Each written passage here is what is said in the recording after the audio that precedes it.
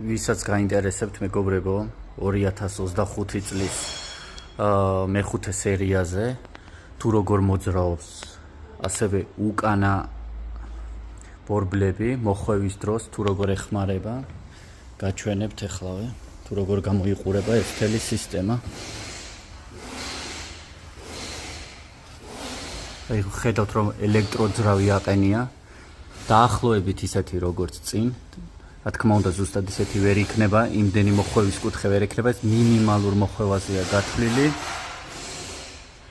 ეს ელექტროძრავის დახმარებით, აი შეხედეთ, სადაც არის დამაგრებული თვითონ ეს ეგრეთ წოდებული ხადავოის ნაწილი, დაკიდების სისტემა.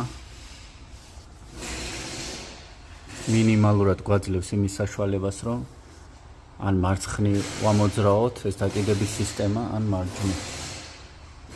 და მოხვევის დროს, როგორაც ეგრეთ წოდებული რაზვალის გასწორების დროს ხდება მინიმალური გასწორება თვლების, ხდება მინიმალური მოხვევა, რაც შემდეგ მოძრაობის დროს ძალიან გვეხმარება.